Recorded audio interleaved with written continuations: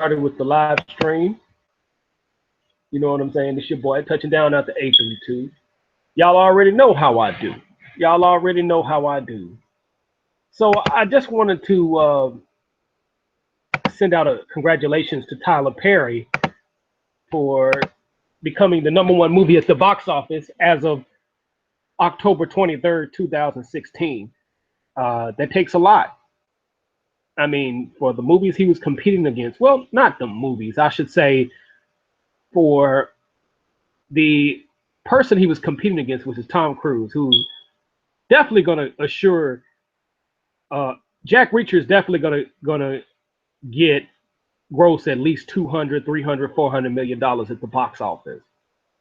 And the fact that Tyler Perry became number one at the box office against a Tom Cruise movie, any Tom Cruise movie, especially with the action oriented uh, drama with it, that says a lot. So big ups to Tyler Perry for that. I wish he would do something besides Madea, but I think that's where his bread and butter, his money making is at. So uh, I'm not mad at him to some degree. I wish he would do something different, but that's where your money is at. More power to that brother. I'm not with the nigga dressing in Bama bitches, but I'll still go support that brother. And here's why: because Tyler Perry has recently posted across on social media sites as well as news outlets that he is looking for new directors and new screenwriters and um, new people to get in the business with him, and he's willing to, he's willing to pay for whatever movie they write. Come up. He's going to help them with the scripts, help them produce, help them direct. So for a man to take that kind of risk, you know what I'm saying? I respect him for that. You know what I'm saying? Because I think he's running out of ideas as a director, as a screenwriter. So he needs that new person, that new ideas to come to the table because Spike Lee was in a position where he started running out of ideas. And that can happen. You know what I'm saying? There are some great directors out there, but sometimes we run out of ideas as a director and as a screenwriter, director slash producer. Another thing is he's definitely uh, giving back to the Atlanta area, especially to our fellow black people up in Atlanta. So I'll support anything he does. Now, if it's just so coonish that I can't deal with it, uh, then I have to charge that to the game. You know what I'm saying? Well, I will charge that particular instance to the game anyway. But the thing about this Madea movie is this particular Madea movie, the movie was more so surrounded by Brian in this movie, which is the attorney Medea's. I think it's Medea's nephew or son or whatever in the skit. But anyway, uh, the movie was more so surrounded by Brian, even though I think he was in Brian. The Brian role was only in the movie for about probably 40 minutes of hour 45 minute movie, something like that. But the movie was really surrounded by that, and his daughter trying to sneak out the house and go to the Halloween party. So he's dealing with the rebellious teen. So I like this. I like this movie a little bit better because it does drop some nuggets and drop some science in this particular instance. So I really suggest people should go see it. You know what I'm saying? I'm not mad at the brother for doing his thing. I'll support anybody who's trying to damn this damn cough. I'll support anybody that's trying to make it and support anybody that's trying to give back to the community. But god damn, I need to I need to get with this dust, man. I need to get rid of this dust in here. But anyway, back to my point. When I was at the movie theater, I noticed that they had to do two screenings back to back within 30 minutes. Because in most movie theaters, it takes up to an hour to about 2 hours after they finished the screening. So what they did at this movie theater, which is the Cinemark Tinseltown up in Houston, Texas, off of East Freeway, is they had two showings back to back within 30 minutes of one another. And the crowd that I saw, it was predominantly black people. I'll say the crowd was consisted of 70% black. The rest of the crowd was Hispanic, and maybe two white families, which was 8 people. So the auditorium that I was in, it held 132 people at that particular auditorium. The auditorium was literally sold out.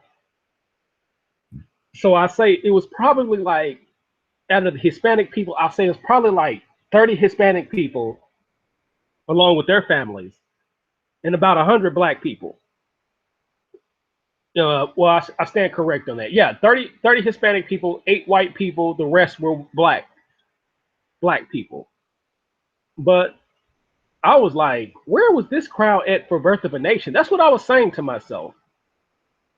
I mean, because I can understand Hispanics not being able to relate to Birth of a Nation, but black people should have went this hard for Birth of a Nation. I mean, I'm not knocking Tyler Perry again, but we should go this hard for other black directors, for other movies that, you know, have a black face on it. A lot of people don't know, but The Magnificent Seven is directed by a black guy by the name of Antoine Fuqua. And that movie's doing pretty good. So really ain't too many people, and like 57% of the movie's gross is coming internationally. So that movie's pretty much going to do what it do. But it's funny, I looked up at boxofficemojo.com and they have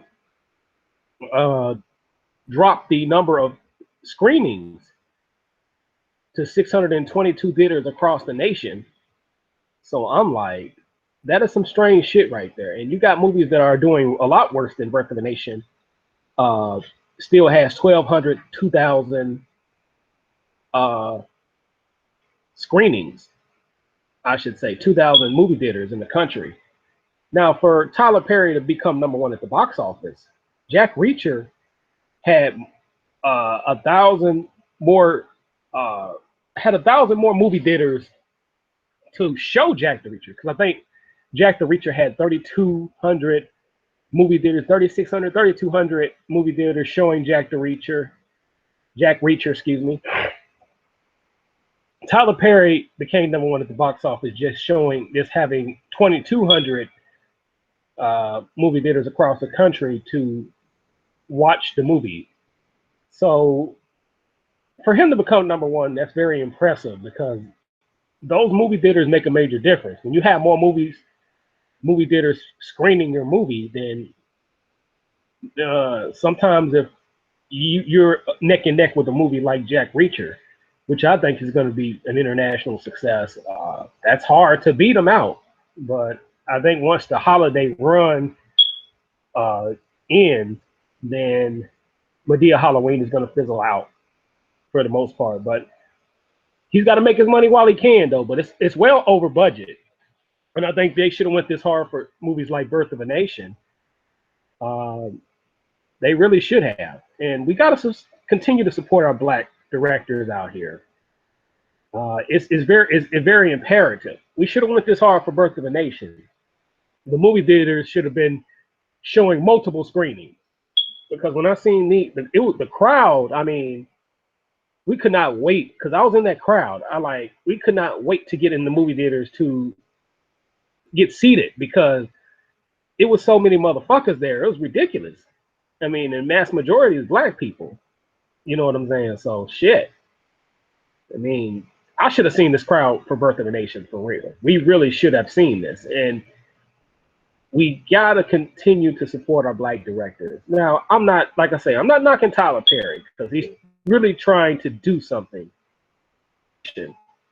But it's going to take more than Tyler Perry just saying, come out and show me what you got. We need more black directors doing that. Antoine Fuqua need to do it more often. Hell, Spike Lee, if he can, do it more often. And shout out to that brother. He was on the thank you credits of Birth of a Nation, and one of the very few black people that actually contribute to Birth of a Nation. But we need more. We need more. Ice Cube, he's done enough. You know what I'm saying? But I think he could do a little more. A lot of our people need to put people on in the game and get real black material out there. Also, the news is that the Black Panther movie that will come out, I don't know exactly when, but I'll do my research on it. But the Black Panther movie is the first movie by a black director in an all-black cast to be budgeted over $100 million. If you don't go see anything else, you need to go see that movie. Because if that movie fails, they will make every kind of excuse why they should not fund black movies. So I don't give a fuck if you a Black Panther fan, a Marvel comic fan, or whatever. You should go out there and support that damn movie. Go support that damn movie. Because I'm sure the dominant white society had put their money toward that movie. And if they lose their money behind that, they're gonna make all types of excuses to directors, especially directors that could bring something to the table. They're gonna make all types of excuses to why they should not support an all-black movie. So if you don't do anything else, go support that motherfucking movie. I mean, I'm definitely going to see it. I'm going to have that. I'm going to lock it in my calendar to go see that motherfucker. Because I'm definitely going to see that motherfucker. Real talk. But again, congratulations to Tyler Perry on having the #1 movie at the box office. I look forward to him being more successful. I look for some different material.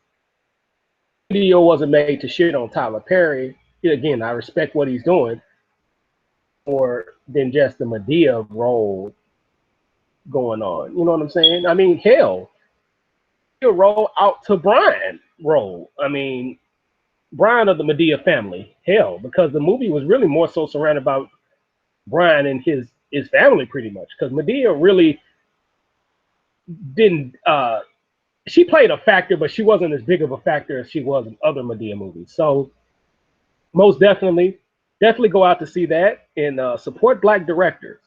Definitely support black directors. But this your boy Jimmy J Smooth.